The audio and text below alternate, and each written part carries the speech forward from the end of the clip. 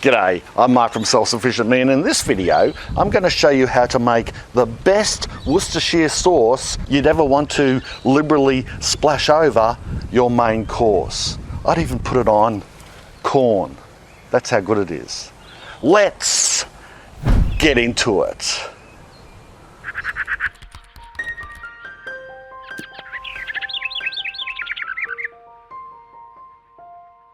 For those of you who follow me closely, I promised this video on how to make Worcestershire sauce, the recipe, or as we like to call it, Woozy here in Oz, W-O-O-Z-Y, but I'm not sure if that's actually how it's spelt, but it's pronounced Woozy. Let's put some Woozy on your steak, for example.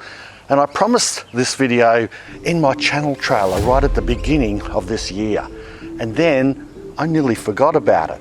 So I haven't though, because it's still 2021, and that's why I wanted to bring you this video before the end of the year runs out. It started with harvesting 4 kilograms of plums from our Gulf Gold plum tree. This Gulf Gold is a small tree, but it bears a ton of fruit consistently season after season. This variety of plum has a low chill factor, which means it will flower and fruit in warmer climates that don't have a cold winter, which most plums typically require. And as you can see, well, not now, but we must net the tree to protect the fruit from fruit fly and birds, because sadly, we're not the only animal that loves plums. The ingredients for this recipe are by no means set in concrete, and I think that's the beauty of growing your own food and experimenting with making things that you've never done before. In fact, I've adjusted this recipe that an old friend gave us years ago to make it more to our liking. So feel free to use these ingredients as a base or a guide, and then substitute things in and out to suit your own taste. The main homegrown ingredient in this recipe are, of course, the plums. 4 kilograms of them, and you can use any type of plum. A rich darker plum will give you a richer darker sauce than say this type. For the rest of the ingredients and a full written printable breakdown of the method, see the description and comment section below for a link that will take you to the recipe article on our website selfsufficientme.com. Now let's get into the method. You can wash the plums to start off with, and then remove the stems and the stones from the fruit and place them into a large saucepan. Not having these extra hard parts like plum seeds makes it easier to strain later. Chop up the chilies and garlic and grate up the ginger. I used a hot purple bird's eye variety of chili, which in the end gave a nice hint of heat that most people would consider mild. But if you were worried about the sauce being too hot, use a mild chili for the tang, or just leave them out altogether, no dramas. Then place the rest of the ingredients, that's everything else, into a large saucepan.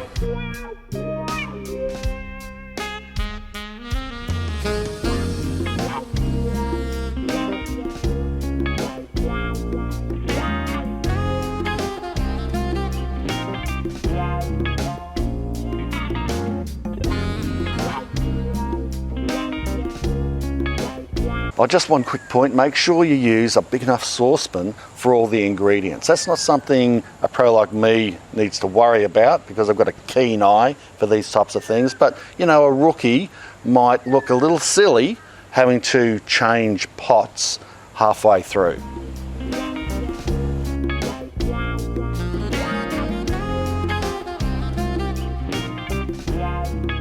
Bring the mix to the boil and then simmer away for about an hour or more until the plums and other ingredients have broken down substantially into an unrecognisable stew. Take the sauce off the heat and then, using a ladle, strain it through a fine sieve into a separate container. You will have to push the sauce through the sieve ladle by ladle, discarding the solids, which is mainly skins, etc. You can use a sieve with larger holes in the mesh if you want a chunkier sauce, but I prefer the finer style, and that's what I would recommend. The last step is to pour the sauce into bottles.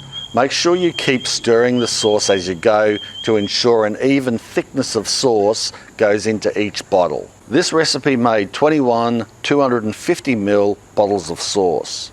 I have made Woozy in larger bottles before, like litre bottles, but I find that these smaller bottles are better to use. They're better to put in the pantry, they're better to use on the table, they're lighter, and they're also makes more of them so you can give them away as gifts. A bit of sauce goes a long way, as you know. You can use this sauce straight away, however I recommend you leave it to mature for a few weeks before cracking your first bottle, as this resting period allows the flavours to grow and mature. How long should this last? Look, we've had sauces that have lasted years, so yeah, as long as you keep it in a nice cool spot in the pantry or somewhere, you're in the cellar, you know, you're going to get a long time out of this sauce.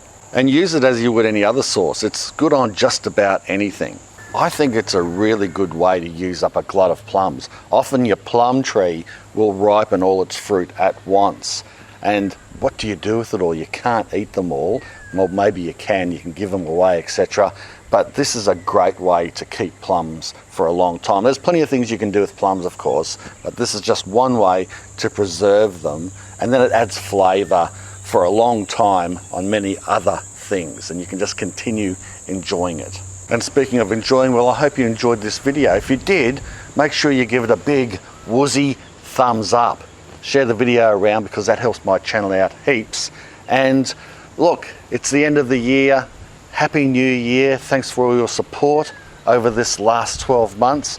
And let's see if we can't make 2022 an even bigger and more self-sufficient year for all of us. Thanks a lot for watching. Bye for now. Cheers. Glug, glug, glug, glug.